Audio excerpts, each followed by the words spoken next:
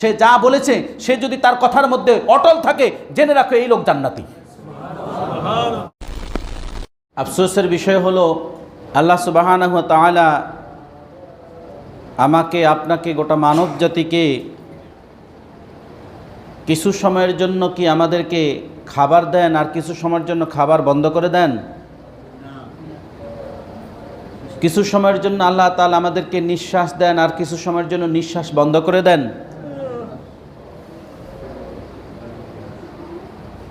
তাহলে যিনি আমাকে আমার জমিনে আসার পর থেকেই, আলমে আরওয়াহ থেকে আসার পর থেকেই, যিনি আজ অবধি পর্যন্ত 1 সেকেন্ডের জন্য আমার অক্সিজেন বন্ধ করেন নাই, আমার দৈনিক মাতৃকোল থেকে এখন অবধি পর্যন্ত আমার খাবার বন্ধ করে দেন নাই, কেন এই দুটি আমি রেফারেন্স টানলাম আপনাদের সামনে? আল্লাহ সুবহানাহু ওয়া তাআলা কোরআনুল কারীমের সূরাতুল হিজর, পাথরের নামে যেই সূরা, সূরাতুল হিজর, পাথরের নামের সূরার সর্বশেষ আয়াত 99 নম্বর আয়াতে আল্লাহ সুবহানাহু ওয়া তাআলা বলছেন, ওয়া'বুদ রাব্বাকা হাত্তা ইয়াতিয়াকাল ইয়াকিন, আদেশ করছেন সর্বশেষ আয়াতের মধ্যে। আল্লাহ সুবহানাহু ওয়া তাআলা বলছেন ওয়া'বুদ, এবং তোমরা গোলামি করো, রব্বাকা, তোমাদের রবের, হাত্তা, ততক্ষণ পর্যন্ত, ইয়াতিয়াকাল ইয়াকিন, যে মৃত্যু না আসা পর্যন্ত, মৃত্যু উপস্থিত না হওয়া পর্যন্ত, ইয়াকিন হলো মৃত্যু, মৃত্যু উপস্থিত না হওয়া পর্যন্ত তোমরা তোমাদের রবের গোলামি করো। কথাটা কার? তাহলে আপনাকে এই থিওরি কে দিল যে শুধুমাত্র শাবান মাস আসলে, শাবানের মধ্যবর্তী রাত আসলে সারা রাত আপনি ইবাদত করবেন? এই থিওরি আপনাকে কে দিল?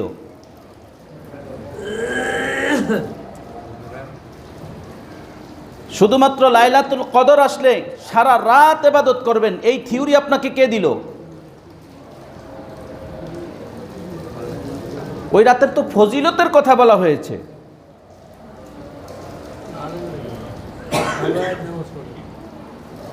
লাইলাতুল মুবারাকা, লাইলাতুল কদর, আলফি শাহর, এই কথাগুলো আল্লাহ তাআলা ওই রাতের মর্যাদা বাড়িয়ে দিয়েছেন।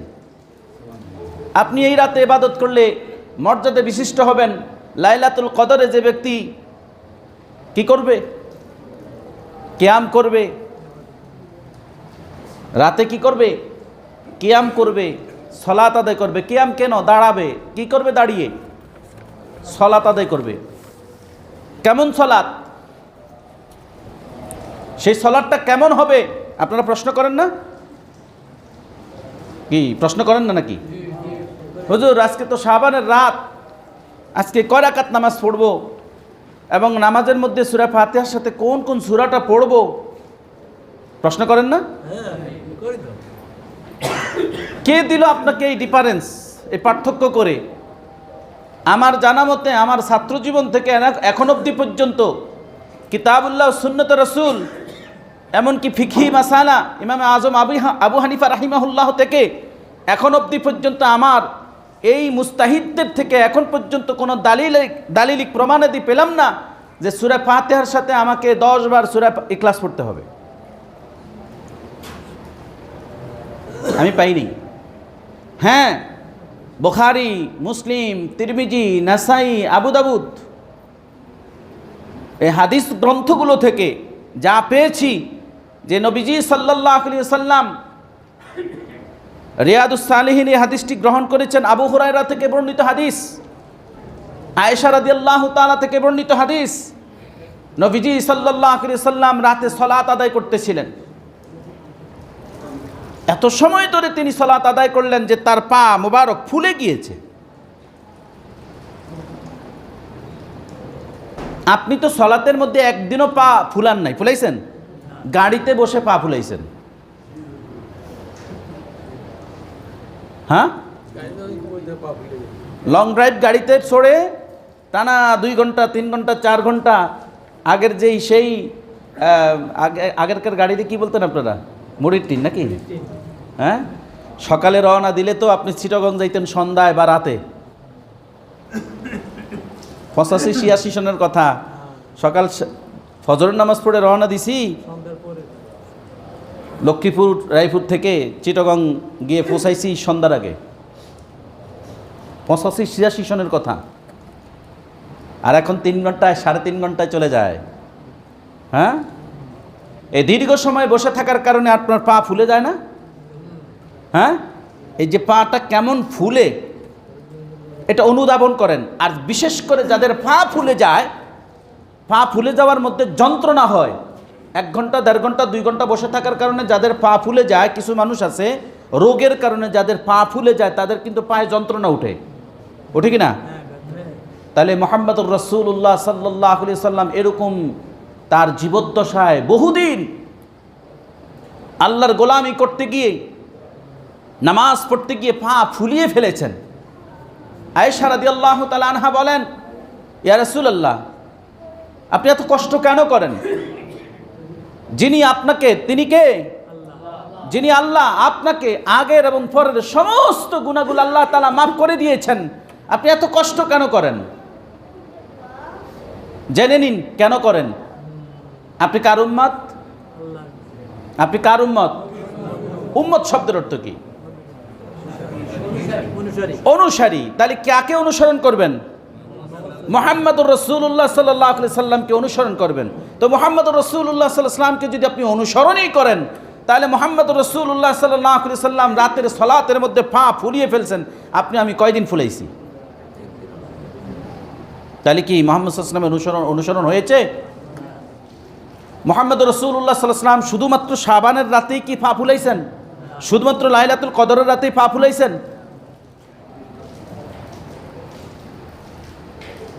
কারণ আমার দীর্ঘ 25 বছরের ইমামতির অভিজ্ঞতার কথাটা আপনাদের সাথে শেয়ার করি। দীর্ঘ 25 বছরের 2 যুগের বেশি চলছে। আপনাদের এখানেই 6 বছর শেষ হয়ে যাবে এই এপ্রিল মাসে।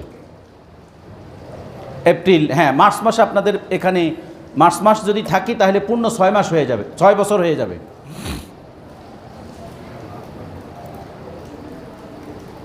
আপনারা ইমাম সাহেবকে বলেন না, হুজুর নামাজের মধ্যে লম্বা কেরাত লন কেন, এতক্ষণ দাঁড়িয়ে থাকতে পারি?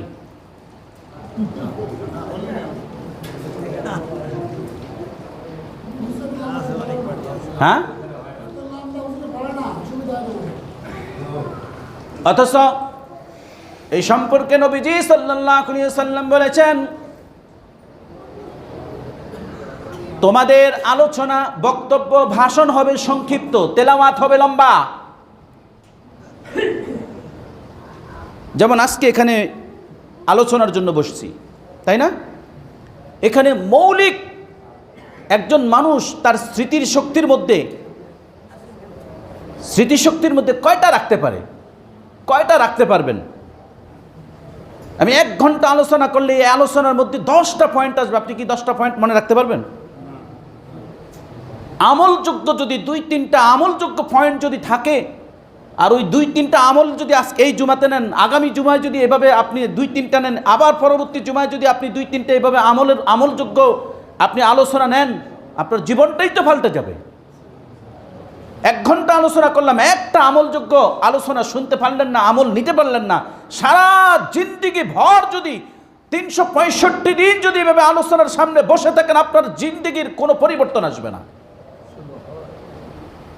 আসবে? মুহাম্মদুর রাসূলুল্লাহ সাল্লাল্লাহু আলাইহি ওয়াসাল্লাম বলেছেন, তোমাদের বক্তব্য, তোমাদের আলোচনা হবে সংক্ষিপ্ত, তোমাদের তেলাওয়াত হবে লম্বা। কিন্তু এই জামানের মধ্যে, আমি নয় শুধু, এই জামানের মধ্যে, কারণ যারা হজে গিয়েছেন তারাও দেখে আসছেন, খোদ কাবাগরে, খোদ মসজিদে নববীতে জুমার খুতবা কতক্ষণ পর্যন্ত হয়? যারা হজে গেছেন বলেন।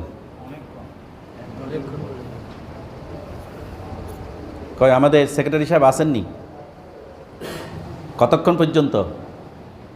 10টার সময় গিয়ে ঢুকেছেন, 12টা 2 মিনিটে খুতবার আজান হয়ে গেছে।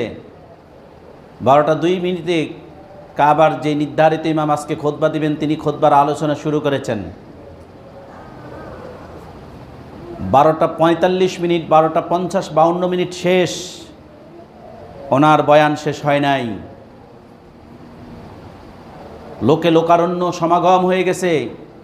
1 কিলোমিটার, 2 কিলোমিটার, 3 কিলোমিটার অতিক্রম করে ফেলেছে মুসল্লি। কারণ কাবার ইমাম প্রতি মুহূর্তে মুহূর্তে মুসল্লিদের মাঠের হাল হকিকত কি সেটা জানতে পারে। কিভাবে?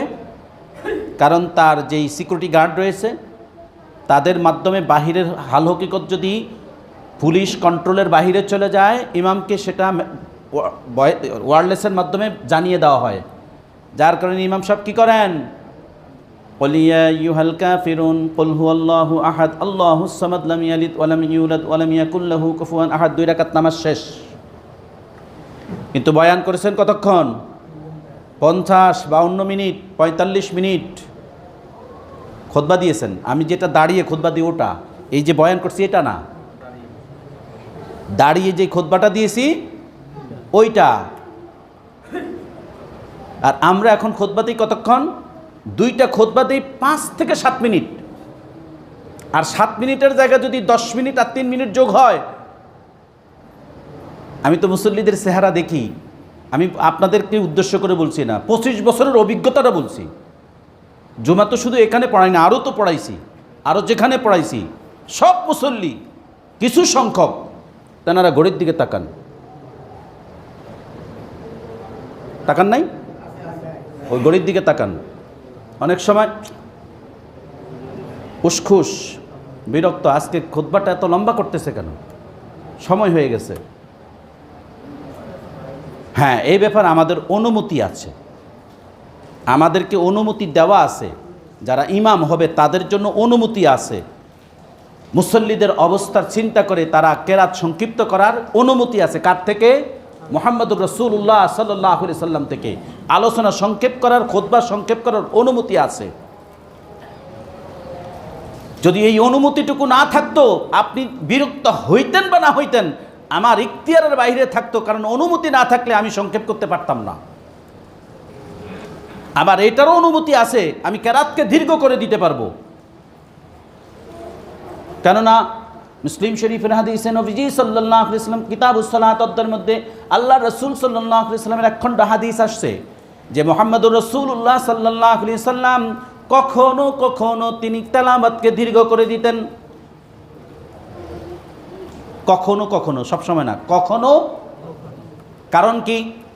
তিনি যতক্ষণ পর্যন্ত মুসল্লিদের আগমনের পায়ের শব্দ পেতেন তিনি তেলাওয়াতকে বাড়িয়ে দিতেন। তাহলে আমাদের জন্য অনুমতি আছে না নাই? কে দিয়েছেন? মুহাম্মদ রাসূলুল্লাহ সাল্লাল্লাহু আলাইহি ওয়াসাল্লাম অনুমতি দিয়েছেন।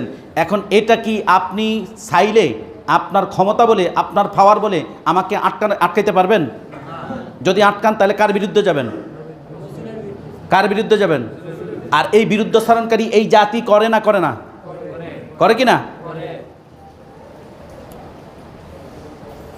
আমি আজকের খুতবায় সেই কথাটাও নিয়েছি। সূরাতুল আহজাব আয়াত নম্বর 21, খুব কমন আয়াত, খুব কমন। সেটা কি? লাকাদ কানা লাকুম ফি রাসূলিল্লাহি উসওয়াতুন হাসানাহ। এটা কি কমন আয়াত না? কমন। এতদিন আপনারা শুনছেন একরকম, আজকে আমি বলবো আরেক রকম।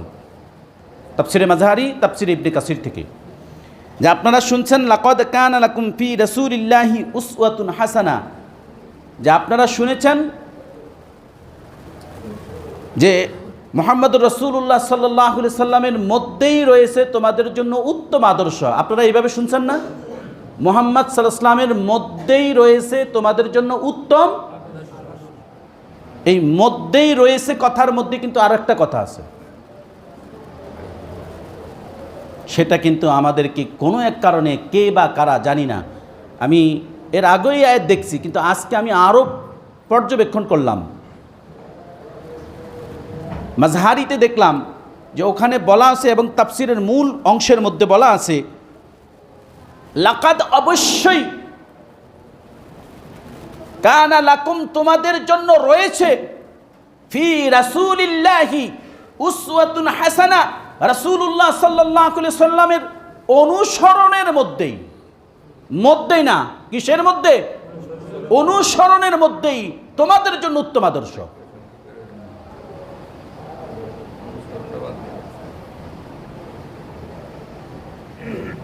অথচ আপনারাও কিন্তু আপনাদের পাঠ্য বইতে রাসূল সাল্লাল্লাহু আলাইহি সাল্লামের জীবনী যে অংশের মধ্যে স্কুলের পাঠ্য বইতে যদি দেয়, বা ছোট ছোট বাচ্চাদেরকে, এই যে প্রাইমারি লেভেলের বাচ্চাদেরকে যদি তাদের ইসলাম শিক্ষার মধ্যে দেয়, এই আয়াতটা দেয়, দিয়ে বলে কি তোমাদের জন্য মুহাম্মদ সাল্লাল্লাহু আলাইহি ওয়াসাল্লামের, তোমাদের জন্য রয়েছে মুহাম্মদ সাল্লাল্লাহু আলাইহি ওয়াসাল্লামের মধ্যেই উত্তম আদর্শ। কিন্তু অনুসরণ শব্দটা বলো নাই, মধ্যেই রয়েছে। তাহলে আমার জীবদ্দশা আমি কাকে অনুসরণ করব? এখন আপনারা বলুন, পৃথিবীতে জন্মের পর, বুঝ হওয়ার পর থেকে মৃত্যুর আগ পর্যন্ত কার অনুসরণ আপনার জন্য ওয়াজিব? কিন্তু এখন আপনি কার অনুসরণ করেন? রাজনীতি করলে কার অনুসরণ করেন?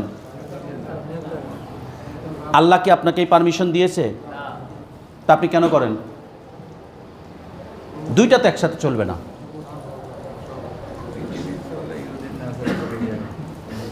অনুসরণ আল্লাহর হবে এবং তার রাসূলের, এর বাহিরে আর কোনো অনুসরণ না। এমনকি আপনার ফিতার আর মাথার অনুসরণ করা যাবে না। যাবে? হ্যাঁ, পিতা যতক্ষণ পর্যন্ত কোরআন দিয়ে আপনাকে নসিহত করবে ততক্ষণ অনুসরণ করতে হবে। মা যতক্ষণ পর্যন্ত আল্লাহ এবং তার রাসূলের কথা দিয়ে আপনাকে আনুগত্য করার আদেশ দিবে তখন তার উপরে, আপনার উপরে, কারণ পিতা মাতার আদেশ পালন করা আপনার উপর জন্য ওয়াজিব, ফরজ। আর সেই কথা যদি হয় কোরআন থেকে, সেই কথা যদি হয় রাসূলুল্লাহ সাল্লাল্লাহু আলাইহি ওয়াসাল্লামের সুন্নাত থেকে, তাহলে তো এটা আপনার উপর ফরজ হয়ে যাবে, কারণ আদেশ করছেন পিতা এবং মাতা।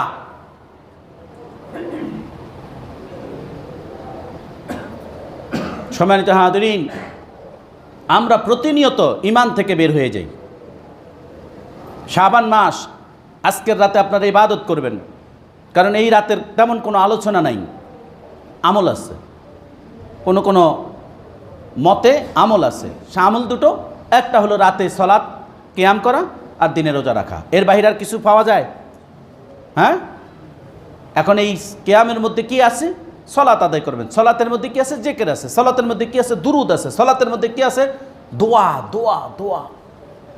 আল্লাহ সুবহানাহু ওয়া তাআলা তার বান্দাদেরকে অধিক পরিমাণ দোয়া করার জন্য নির্দেশ দিয়েছেন। খোদ মুহাম্মদুর রাসূলুল্লাহ সাল্লাল্লাহু আলাইহি সাল্লামকে আল্লাহ তাআলা আদেশ দিয়েছেন, আপনি দোয়া করুন, মনোনিবেশ করুন।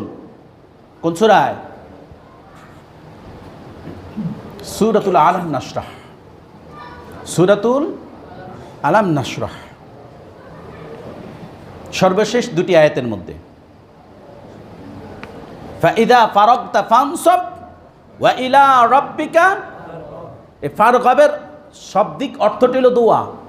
তাফসীরে জালালাম আল্লামা জালালউদ্দিন সুয়ুতী রাহিমাহুল্লাহ তিনি ফারগাব আইলাস সালাহ, ফানসাব আইলাস সালাহ, ফারগাব আইলাদ দোয়া ব্যাখ্যা করেছেন। ফানসাব সালাত, ফাইদা ফারাগতা, ফারাগ মানে পৃথক হয়ে যাওয়া, আলাদা হয়ে যাওয়া। অতএব আপনি যখন সালাত থেকে অবসর হন, ফারেক হন, পৃথক হন, আলাদা হন। ওয়া ইলা, ইলা শব্দটা ইংলিশ মিনিং দ্যাট, দ্যাট অর্থ কি বোঝায়? দূরবর্তী। সে কে? ইলা রাব্বিক, দ্যাট আল্লাহ, আল্লাহর দিকে। ফারগাব আইলাদ দোয়া। তাই কোরআন দিয়ে নির্দেশ দেওয়া হয়েছে যে আল্লাহর বান্দা যেন তার কাছেই দোয়া করে। কার কাছে? তাই আল্লাহর বান্দা আল্লাহর কাছে দোয়া করার জন্য আল্লাহ তাকে দিয়েছেন, তোমরা বেশি বেশি করে আল্লাহর কাছে দোয়া করো।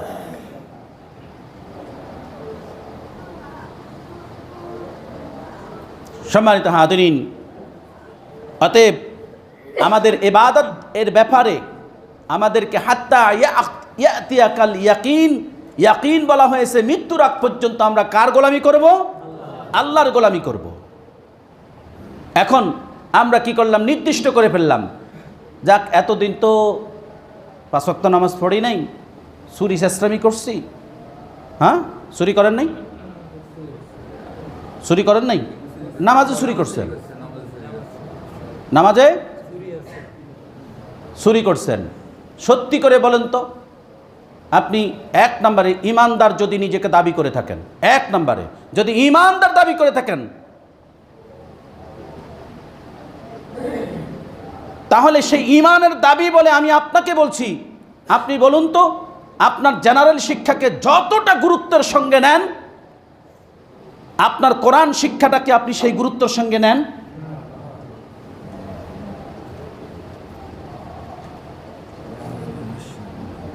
কেন? ওটা তো দুনিয়াতে কিছু কাজে আসবে না, না? আচ্ছা, আরেকটা প্রশ্ন রাখি, একটু আধটু কোরআন পড়ান, কোরআনুল কারীম যে ব্যক্তি তেলাওয়াত করলো সে কার সাথে কথা বলল? রাসূল সাল্লাল্লাহু আলাইহি ওয়াসাল্লামের সুন্নাহ হাদিস নিয়ে যে পাঠ করলো, রাসূলের হাদিসগুলো পড়লো, সে কার সাথে কথা বলল? তাহলে একটু আধটু কোরআন, ওই যে হুজুরটাকে একটু বাচ্চাকে কোরআন পড়ান, কিন্তু আপনার সন্তানকে কি হাদিস শিক্ষা দেন? ওই সন্তান আপনাকে কি মর্যাদা দিবে? কিভাবে সন্তান পিতাকে মর্যাদা দিবে, মাতাকে মর্যাদা দিবে, প্রতিবেশীকে মর্যাদা দিবে, সম্মান করবে? এই কথাগুলো রাসূল সাল্লাল্লাহু আলাইহি ওয়াসাল্লামের সুন্নতের মধ্যে, রাসূল সাল্লাল্লাহু আলাইহি ওয়াসাল্লামের আদর্শের মধ্যে আছে না নাই? সেই শিক্ষাটাকে আপনার সন্তানকে একটা দিনের জন্য আমরা কেউ আমাদের সন্তানদেরকে দিতে পেরেছি? দেই? বলে কেন প্রশ্নটা করেছেন? কেন প্রশ্ন করেছি? আপনার সন্তান ঘুম থেকে ওঠার পর আপনি পাঠিয়ে দিলেন স্কুলে। কোথায় পাঠালেন? স্কুলে। স্কুলে পাঠানোর পর আপনার সন্তান স্কুল থেকে আসার পরই তাকে পাঠিয়ে দিলেন আবার কোচিংয়ে। কোচিং থেকে আসার পর আপনি তাকে যে সন্ধ্যায় বা আসরের পরে বা বিকেলে একজন হুজুর এসে কোরআন পড়াবে, আপনি এখন বাচ্চার পড়ার চাপের কারণে হুজুরের যে টাইমটা ছিল, সপ্তাহে 4 দিন 5 দিন পড়াইতো, ওই টাইমটা এখন আবার আপনি আরেকজন টিচারের কাছে দিয়ে দিয়েছেন। তো হুজুরের কাছে কোরআন পড়বে কখন? আমি কি কথাগুলো ভুল বলছি? আপনারা করেন না এটা? কি করেন না? কার জন্য করছেন? কার জন্য? তো আপনার সন্তান যখন এই যে জেনারেল শিক্ষাকে এত গুরুত্ব দিলেন, তার স্কুল যাওয়া ঠিক, তার কোচিংয়ে যাওয়া ঠিক, বাইবেল টিচারের কাছে পড়া ঠিক, বাসার টিচারের কাছে পড়া ঠিক, কিন্তু আপনি একটাবার চিন্তা করলেন না আসলে আমার কাছে গুরুত্ব কোনটা বেশি ছিল? আমি ভুল বলছি কথাগুলো? আপনারা এটা করেন না? আপনারাই তো করেন এটা। তাহলে আপনার সন্তান সেই কোরআন তো শিখতে পারলো না, সে ইলমে হাদিসের কিছুই তো জ্ঞান পেল না, তা আপনাকে সম্মান আর মর্যাদা দিবে কি করে?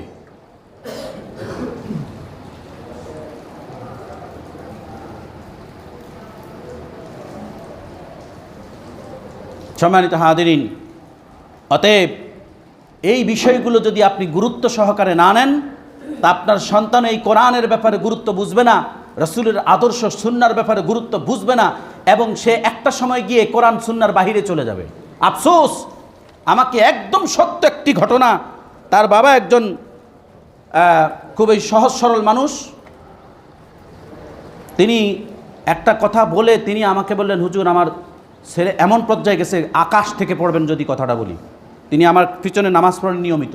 তিনি বলতেছেন, হুজুর আমার ছেলে আগে যাই নামাজ কালাম রোজা পড়তো, এখন টোটালি তো নামাজ পড়েই না, কোরআন কিতাব কাছে তার ধারেই না। সে এখন বলে কি যে তার মা যতদিন জীবিত আছে এতদিন সে এখানে আছে, তার মা যদি মারা যায় সে পার্শ্ববর্তী একটা দেশ সেখানে চলে যাবে এবং হিন্দুদের সাথে গিয়ে সে চলাফেরা করবে। আপনি নাউজুবিল্লাহ বলছেন, আপনি জানেনই না আপনার সন্তান কার সাথে উঠে বসে, কোথায় যায়, কার সাথে মিশে, এবং কোনটা সন্তান কোথায় গিয়ে মিশে গেছে। তো একজনের ঘটনা বললাম, এবং আমার পাশে 3 জন, একজনের খবর এটা, একজন অলরেডি হিন্দু হয়ে চলে গেছে, মুসলমানের ঘরের সন্তান হিন্দু হয়ে চলে গেছে। এটা তো একটা জায়গার কথা বলছি, এবার সারা বাংলাদেশের কথা বলেন কতজন হয়েছে? এক জায়গা, আমার পাশেই 3 জন, আপনার পাশে কয়জন? অনুসন্ধান করুন। কারণ কি? কারণ তো একটাই, আপনি তো তাকে কুসিনে ব্যস্ত করেছেন, জেনারেল শিক্ষায় ব্যস্ত করেছেন। সে আল্লাহ চিনবে কিভাবে?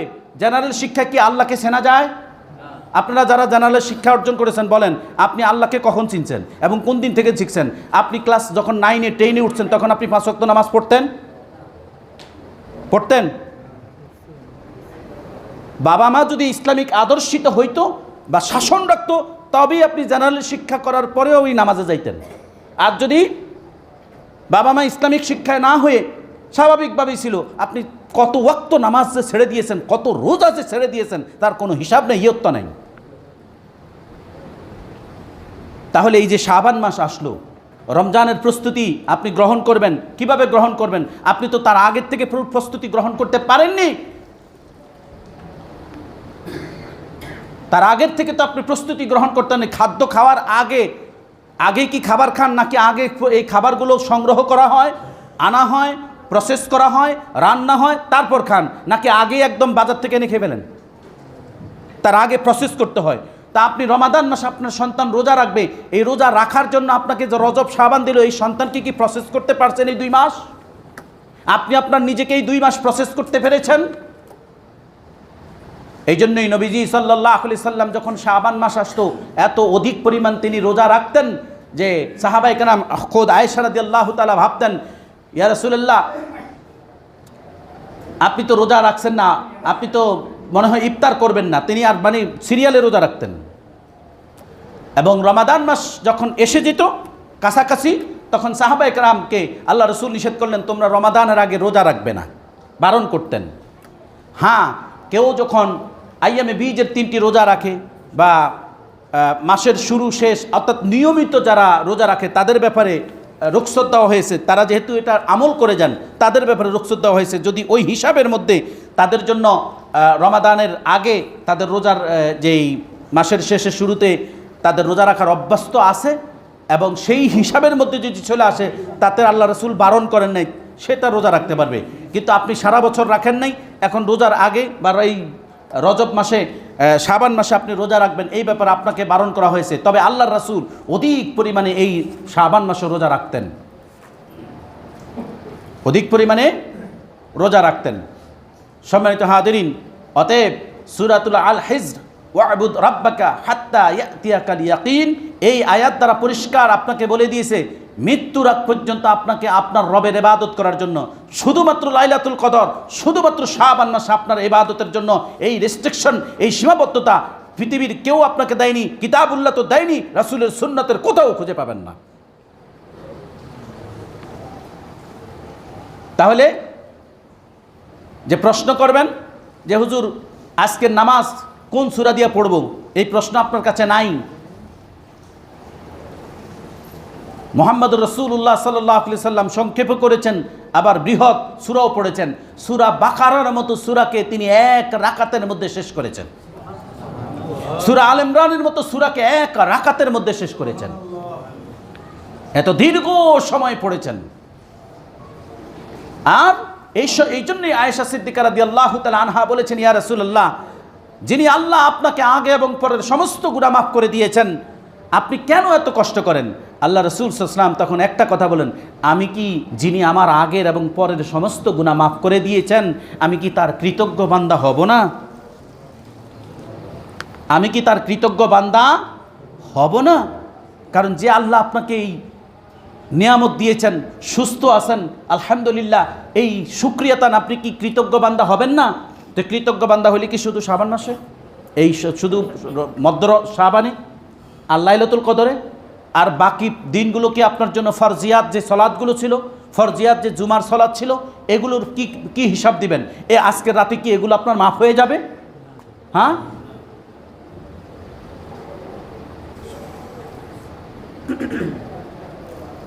কিতাবুল ঈমান, আল্লাহ রাসূল সাল্লাল্লাহু আলাইহি সাল্লামের কাছে এক ব্যক্তি বলল, ইয়া রাসূলুল্লাহ, আমাকে জান্নাতে যাওয়ার কিছু রাস্তা বলে দিন।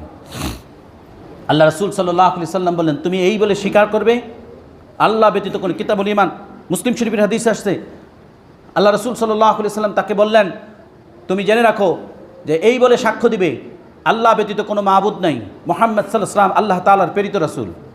ওই ব্যক্তি বললেন, আমি মেনে নিলাম। তুমি দৈনিক 5 ওয়াক্ত সালাত আদায় করবে। কয় ওয়াক্ত? 5 ওয়াক্ত সালাত আদায় করবে। আল্লাহ রাসূলকে প্রশ্ন করলেন, ইয়া রাসূলুল্লাহ, এছাড়া আছে কি? আল্লাহ রাসূল সাল্লাল্লাহু আলাইহি সাল্লাম তাকে বললেন, লাম ইয়াস্তাতি, আছে, সেটা যদি অতিরিক্ত নফল তুমি যদি করতে চাও করতে পারবে, কিন্তু 5 ওয়াক্ত সালাত আদায় করতে হবে।